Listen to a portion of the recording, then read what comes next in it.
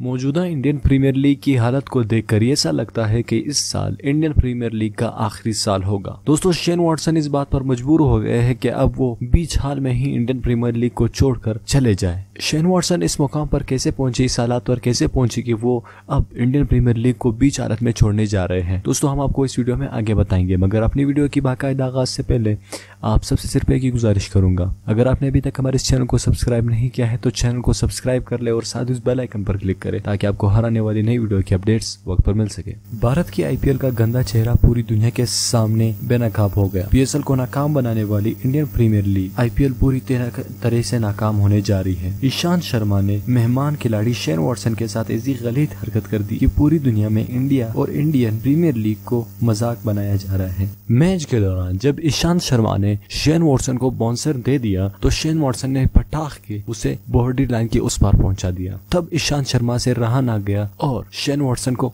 गाली निकाल दी। इस पर शेन वॉटसन भी मैदान में आ गए और ईशांत शर्मा को खूब करी सुनाई। फिर भी शेन वॉटसन एक जेंटलमैन खिलाड़ी है और पीछे हट गए और ईशांत शर्मा भौंकते रहे। ये पहली बार नहीं है, इससे पहले अश्विन ने भी 2 रोज पहले आईसीसी के कवानीन की खिलाफ वर्जी की थी। जोस बुटलर क्रीज से बाहर ही नहीं निकले थे, उन्होंने विकेट को उड़ा दिया और अंपायर भी इंडिया के थे, उन्होंने आउट करार दे दिया इसको। फिर उसके बाद जो तमाशा बना, शेन वॉर्न जो एक लेजेंडरी खिलाड़ी है, उन्होंने अश्विन को निशाना बनाया और कहा कि इंडियन क्रिकेट टीम को थोड़ा अपने खिलाड़ियों को काबू करना चाहिए। दोस्तों, इसके बाद ईशांत शर्मा ने शेन वॉटसन के साथ ये हरकत कर दी। अब शेन वॉटसन ने खूब जवाब दिया और कहा मैच के बाद कि पीएसएल में मुझे ज्यादा इज्जत मिली आईपीएल के मुकाबले में।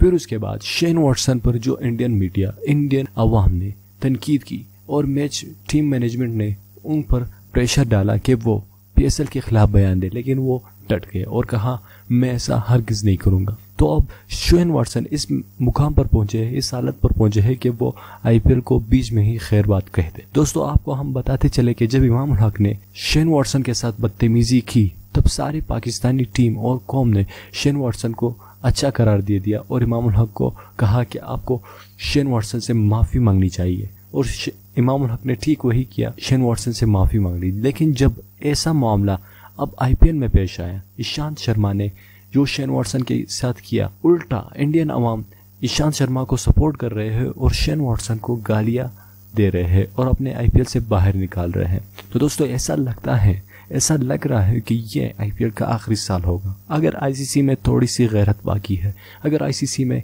और पाकिस्तान पीसीबी एक्शन ले तो इंशाल्लाह आज ये साल इंडियन प्रीमियर लीग का आखिरी साल होगा।